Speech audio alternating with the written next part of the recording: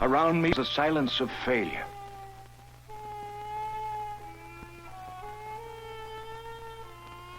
I was 45 years old and still had accomplished nothing. I had thought to redeem myself through one great work, and I had bungled.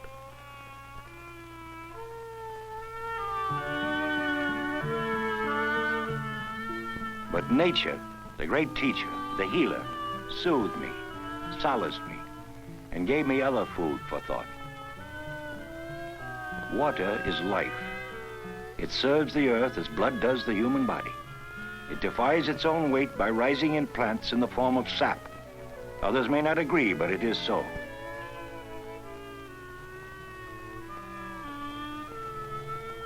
Water carries at its own speed. It flows downhill. It seeks its own level. Light moves from an object, as do the waves from a stone thrown in water. The rays which make us see do not emanate from the eye as others think.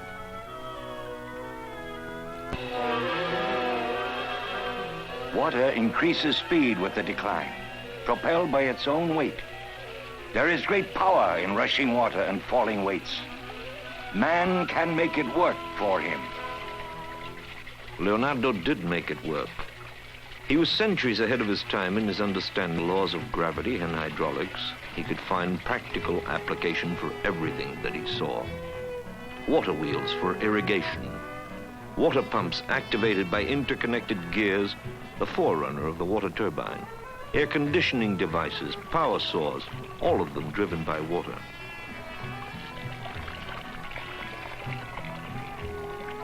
He recognized the potential energy in falling weights and used them to design controllable pile drivers, minting machines, an automatic file cutter. He was fascinated with the potential of completely automated machines. He designed clocks, the forerunner of the grandfather clock, and he studied how to transmit power by gears, understanding it so well that he conceived a transmission for the modern automobile. All this took time, even from his courtly duties. Then one day the Duke said, Messer Leonardo, enough of this. I want a great statue of a horse to glorify my father. It will stand in this courtyard. I would build this Duke of mine a horse as no emperor ever dreamed. A horse fully 23 feet high and lifelike in every inch of him. It would be a problem to cast so great a mass, but I would solve it. It must be the quintessence of beauty in nature's most graceful animal. I searched for a model, but no horse suited me. I would have to create him.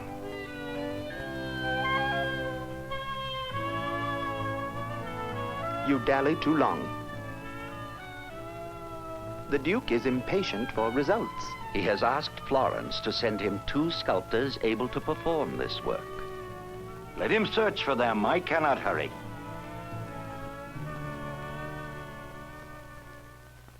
Then I began to build. First the frame, and then clay, then more clay, and clay again. The horse in bronze will weigh 100,000 pounds.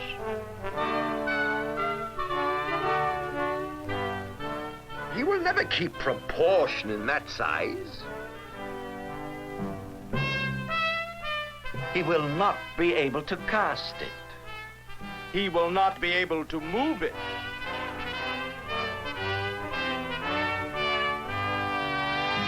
If he does succeed, it will be the greatest thing ever done. Only our city will have so great a work.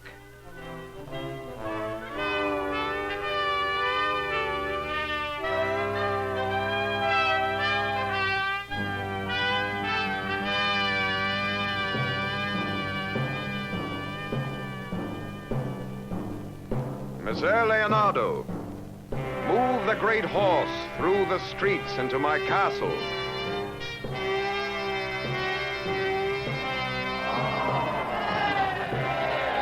It is a miracle. It is one of the wonders of the world.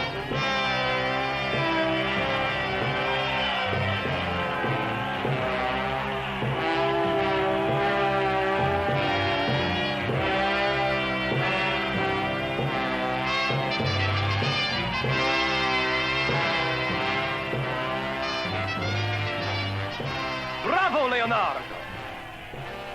A masterpiece among masterpieces. Messer Leonardo, you are assured of immortality.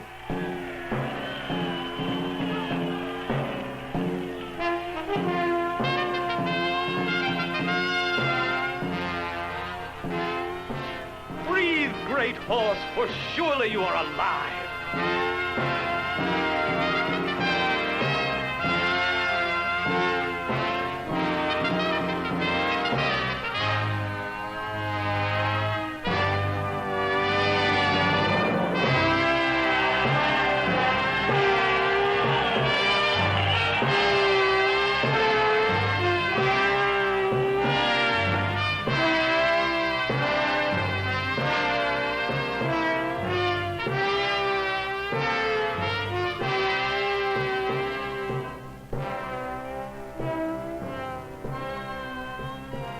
When will it be cast in bronze?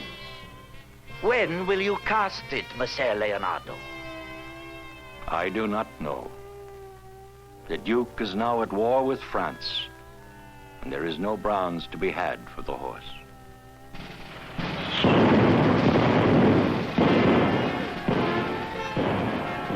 It was one of the endless wars of the period. France invaded the territories of the Duke.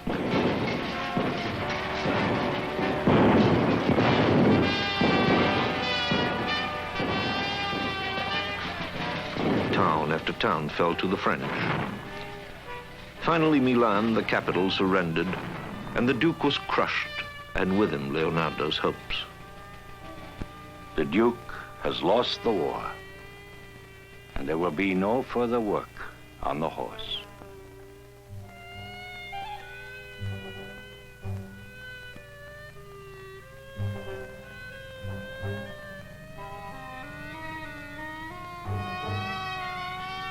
But the giant horse still stood in the courtyard of the ducal palace, now occupied by the King of France. And in the courtyard were camped a company of French usual, a little more bored. The loot is poor. The wine is sour and watery. We have fought a war and gained nothing. Only that horse, useful only as a target. Yes, a target. Your crossbows, get your bows.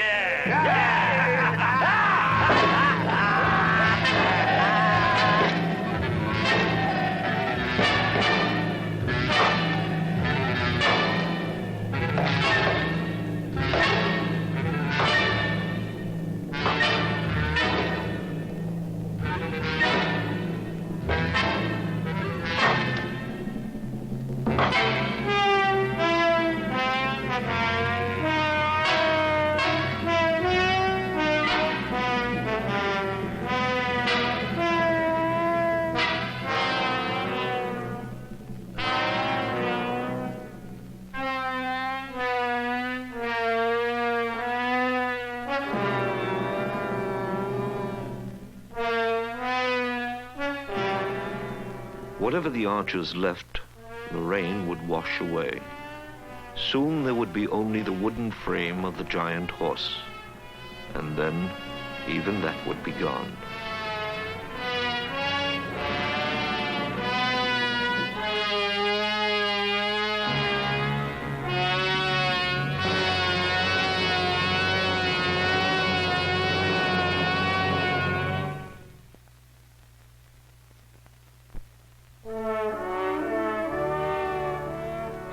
Now somehow the years seemed shorter. Leonardo was 48. He was still active and vigorous, but he felt himself in the sunset of his years. He had returned to Florence, and now he was much in demand. They flocked to press their commissions. Some he accepted, but he did little work on them. In these years he seemed less interested in art than in science, especially anatomy.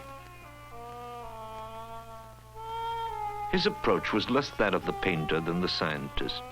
His observations were methodical, accurate, precise. His illustrations the work of perhaps the greatest draftsman of all time. He was the first man in history accurately to draw the skeleton.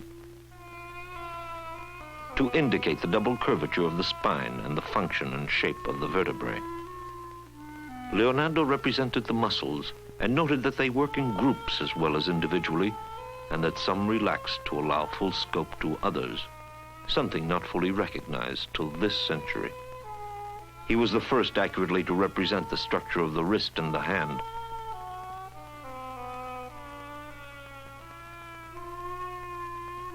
Years of painstaking, unpleasant effort. It was nauseous work, but I did not begrudge it. I lived with the Servite fathers, the better to afford my experiments. I had accepted their commission for a Virgin and St. Anne, and at their urging stole time from my studies to draw the carton. It was well received. But I was not satisfied.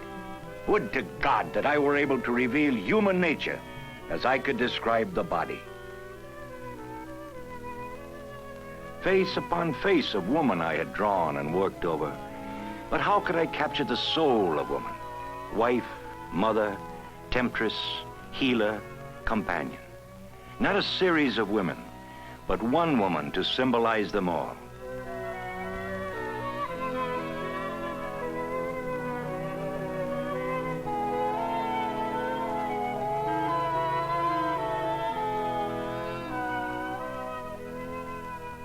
Then one day, a Florentine merchant, Francesco del Giocondo, asked me to do a portrait of his wife, Mona Lisa.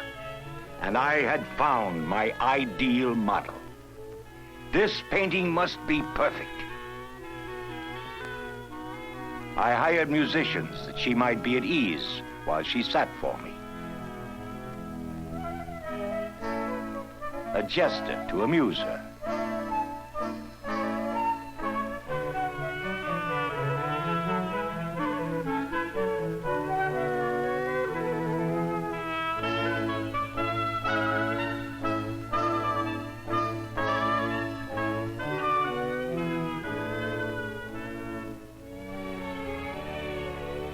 And I drew. Carefully and sparingly, I drew the carton. It took a long time. It is lovely, but it is a painting I commissioned.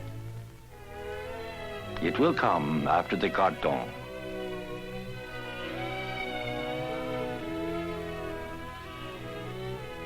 Perfection. Once again, I sought perfection. And even the search for that comes slow. Some days I merely looked. On others, I drew a line. I did not care how long it took. It must be perfect. But I despaired my skills were not enough. I took refuge in my studies of birds. In truth, since that great bird came to flap its wings atop my cradle, I had anguish to see the earth as they see it, the clouds and the skies as they know them. The more I studied, the more I understood. I became convinced that man too can fly. I set out to build him wings. For the bird is a living machine, as all living bodies are machines, marvelously designed for natural movement. The bird is adapted to the laws of the wind and the air. It moves effortlessly.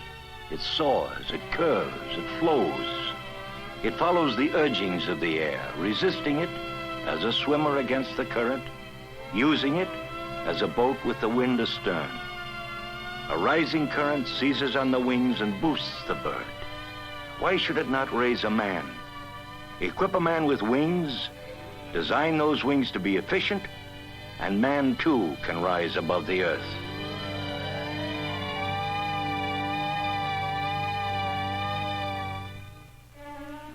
Since the bird, in comparison, is much stronger than man, the wings should be large. The wing of a bat would seem the most useful. The frame should be light and solid. The covering should be strong, resistant. Man may lie downward, the better to see. The total should be light as possible. An air screw would also serve. There are many possibilities. But choose one model and build it. Then pick some high place. Move towards the edge as fast as you can. At the edge, spring unafraid into the void. The current holds you. The earth stretches limitless below you. Be not afraid. Your wings are your salvation, even should you plummet.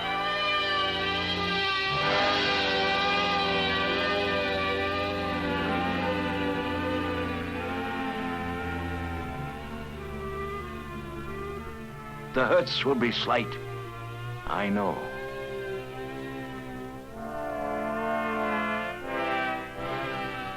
And once you have tasted flight, you will walk the earth with your eyes turned skyward. For there you have been, and there you would return.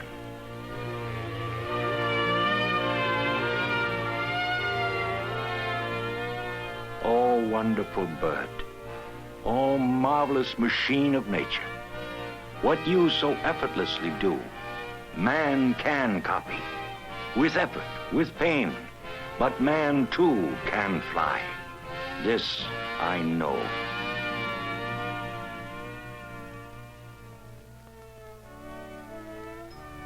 But I was a painter, and was not in the sky, but with the brush that I earned my livelihood.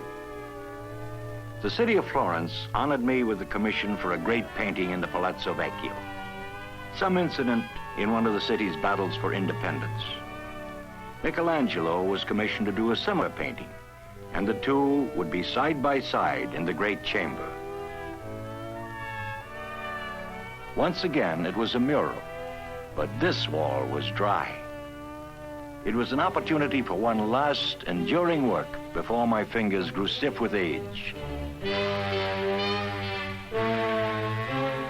For months, I tried compositions based on many battles. None suited me.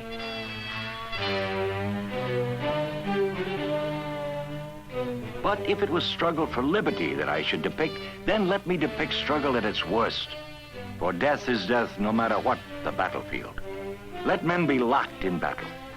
Let it smell of death, and yes, even glory. Carefully, I drew the carton. It is true war, Messer Leonardo. They seem to move. If the painting is one half this drawing, the world will flock to see it. The paint will be mixed with walnut oil to ensure that the colors do not fade. It allows for more careful work, a technique laid down by the ancient Romans. A method of the Romans, he says. Has anyone we know used it? He is vain. Why should he be different from others?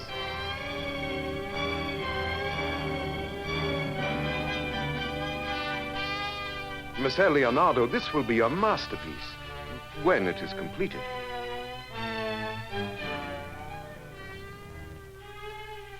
But the colors refuse to dry. Look, the paint is still soft. It is the oil. Light braziers to speed the drying. Keep them lit night and day, but not too bright a fire. I would suggest lighting candles to the Virgin instead. Candles indeed. And a few prayers.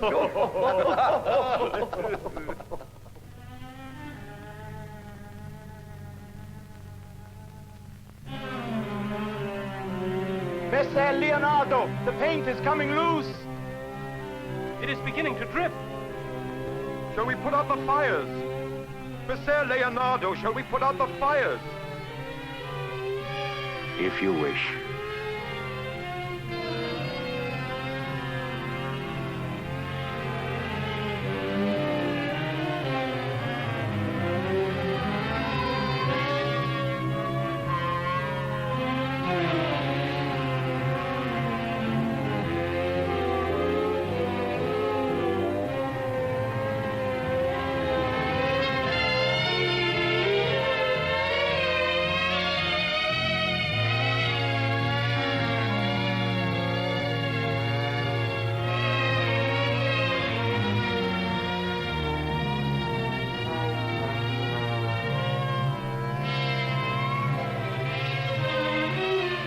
Nothing could save the great mural. For years it would remain upon the wall, a magnificent ruin, remnant of one of the greatest artistic efforts of the age. Artists from all over the world would come and admire it. Rubens would draw it and call it the most wonderful work in Florence. But it did not seem fitting for the city fathers to sit in a room glorified by a ruin. So one day they would call upon another painter to scrape Leonardo's work away and substitute it with something of his own. A great work would not result, but it would have the saving virtue of being complete, and man always loves completeness.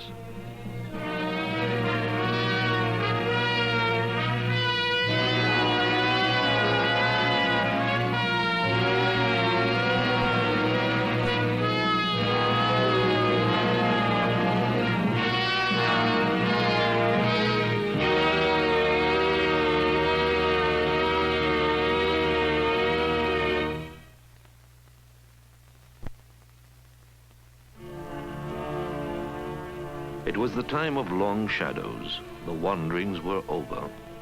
Since Florence, Leonardo had been with the popes in Rome, with Caesar Borgia's armies, but now he wandered no more.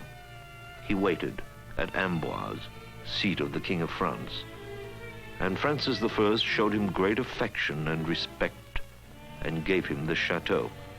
For even now Leonardo shone with brilliance, though his body was partially paralyzed. The mind outlives the usefulness of the body which holds it. Even in these last hours, it grows impatient with the hand which strains to scrawl. There is so much to do. There was so much to do. And I tried to do everything. Alas, will I be remembered? What remains? Almost all of it is here. The portrait of Mona Lisa, almost finished. How much remains to be done? But even in this state, far too late for the commission.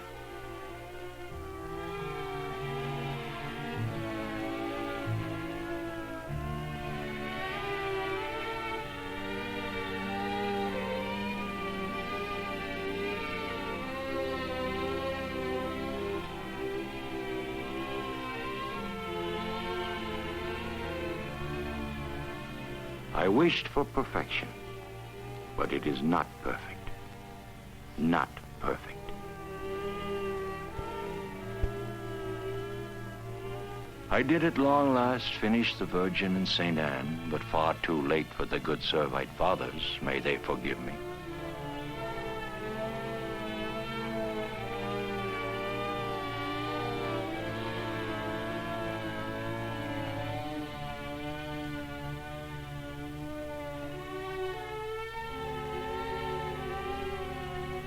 I do leave so many notebooks filled with my observations and studies. But how disordered they are. No one will understand the mixture.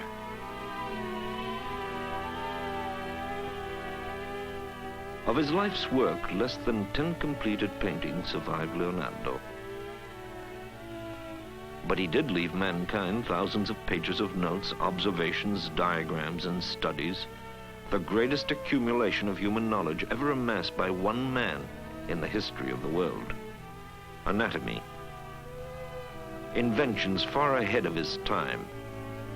Military engineering. Architecture and city planning. Flight. Hydraulic engineering. Not until the 19th century would we know so much. Natural science. Optics, acoustics, astronomy, physics, and mathematics.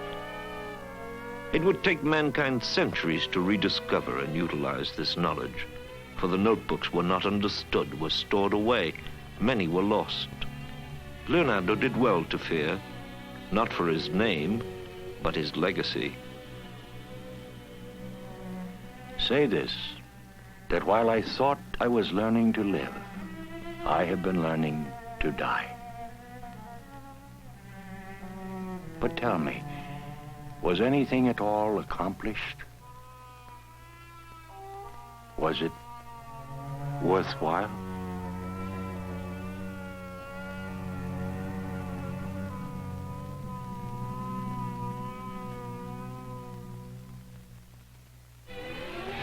Like a bird, he rose above his fellow men, often beyond their sight, almost always beyond their understanding. The price he paid was great. His was the loneliness of concentration. His was the agony of trial and sense of failure. But his was also the joy of knowing, of living the greatest adventure that man can aspire, to pit his mind against the unknown and find the answer. What matter that he was misunderstood? What difference his knowledge was almost lost? The bird soars through the clouds, we know not to what effect, but it is nonetheless sublime. The meteor across the sky flashes only a brief wake, but it creates a star.